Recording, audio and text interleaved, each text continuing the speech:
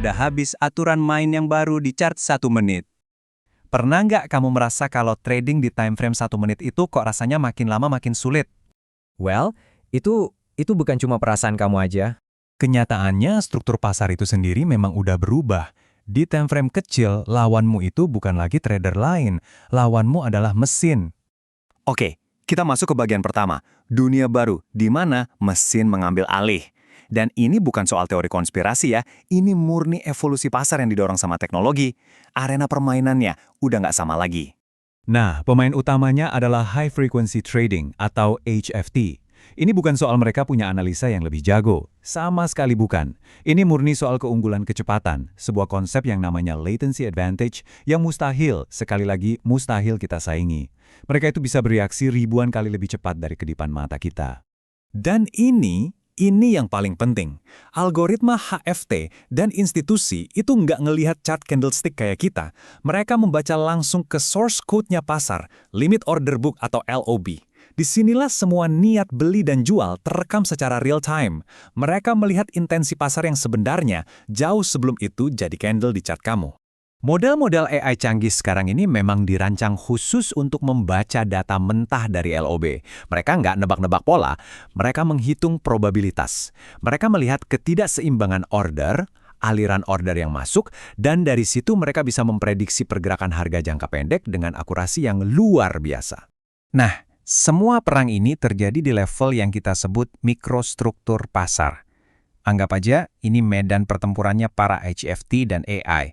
Levelnya sangat detail dan sama sekali nggak kelihatan di chart standar kita. Yang kita lihat di chart itu cuma hasilnya, bukan proses pembentukannya. Jadi, ingat baik-baik kalimat ini. Di chart M1, harga bukan hanya soal arah, tapi soal siapa yang lebih cepat. Analisamu bisa 100% benar, tapi kalau eksekusimu kalah sepersekian detik saja, hasilnya bisa jadi 100% rugi.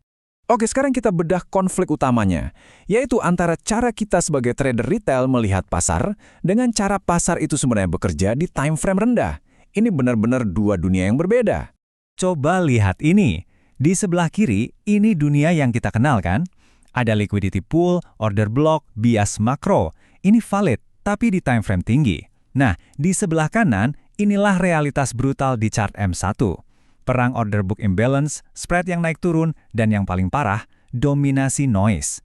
Jadi, apa yang kamu pikir itu break of structure yang valid di M1, seringkali itu hanyalah noise dari algoritma yang lagi menyeimbangkan order book. Pahami ini dalam-dalam, pergerakan harga impulsif yang kelihatannya kuat banget di M1, itu belum tentu ada intensi institusional besar di baliknya. Seringkali, itu cuma efek samping dari aktivitas algoritma yang lagi melakukan penyeimbangan ulang dalam skala mikrodetik. Micro rebalancing. Oke, kita udah paham lingkungannya, kita udah paham medannya. Sekarang, ayo kita bahas dampak nyatanya. Apa aja jebakan yang bikin metode scalping tradisional jadi makin gak relevan? Jadi, kenapa scalping jadi makin susah? Jawabannya ada di jebakan-jebakan yang tersembunyi di dalam mikrostruktur pasar itu sendiri.